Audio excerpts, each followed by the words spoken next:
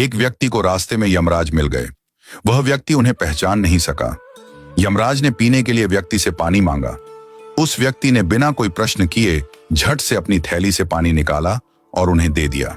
वृद्ध ने कृतज्ञ होकर जल पिया और फिर कहा, वत्स, मैं यमराज हूं। आज तुम्हारी आयु पूरी हो चुकी है और मैं तुम्हारे प्राण हरने आया हूं। यह सुनकर व्यक्ति का चेहरा सफेद पड़ गया। हृदय कांप उठा। डर के मारे उसके पांव लड़खड़ा गए। लेकिन यमराज बोले, डरो नहीं, क्योंकि तुमने मेरी प्यास बुझाई है। अतः मैं तुम्हें एक विशेष अवसर देना चाहता हूं, तुम्हारी किस्मत बदलने का मौका। उन्होंने एक डायरी उसके हाथ में थमाई और कहा, इस डायरी में जो तुम लिखोगे वही सच हो जाएगा। तुम्हारे पास ठीक 5 मिनट का समय है। जितना चाहे लिख लो, पर ध्यान रहे केवल 5 मिनट। इसके बाद समय समाप्त हो जाएगा और डायरी मेरे पास लौट आएगी। व्यक्ति का भय थोड़ा कम हुआ। वह सोचने लगा, अब तो मेरी किस्मत मेरे हाथ में है, मैं सब कुछ बदल सकता हूं। उसने जल्दी जल्दी डायरी खोलनी शुरू की। पहला पृष्ठ देखा। वहां लिखा था, तुम्हारा पड़ोसी रामदीन कल लॉटरी जीतकर करोड़पति बनने वाला है। व्यक्ति को ईर्ष्या हुई। उसने लिखा, रामदीन की लॉटरी रद्द हो जाए, वह गरीब ही रहे। दूसरा पृष्ठ लिखा था, तुम्हारा मित्र रघु चुनाव जीतकर मंत्री बनने वाला है। व्यक्ति ने लिखा, रघु चुनाव हार जाए, उसे अपमान झेलना पड़े। तीसरा पृष्ठ, तुम्हारा छोटा भाई विदेश जाकर बड़ा व्यापारी बनने वाला है। व्यक्ति फिर लिखता है, वह कभी विदेश न जा पाए, नौकरी के लिए भटके।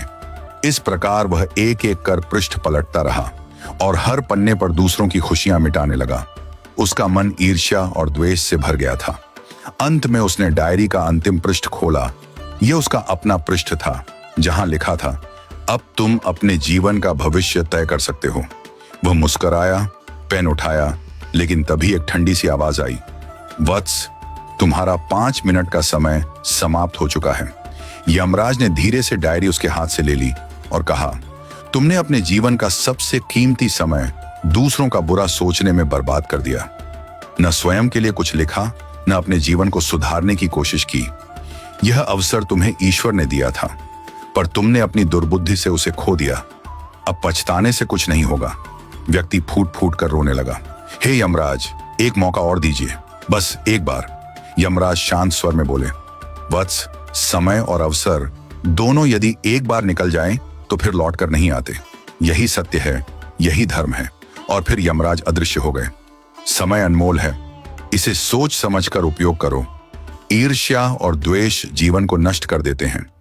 यदि ईश्वर तुम्हें कोई शक्ति या अवसर देता है तो उसका उपयोग अपने और दूसरों के कल्याण के लिए करो। दूसरों का बुरा चाहने से तुम्हारा भला नहीं होता। जो व्यक्ति अपने भाग्य को सुधारने की जगह दूसरों को गिराने में समय लगाता है, वह अंत में अपने हाथों अपनी ही हार लिख देता है। सच्चा मनुष्य वह है जो अवसर मिलते ही प्रकाश की ओर बढ़े, न कि अंधकार में दूसरों को ढकेलने लगे।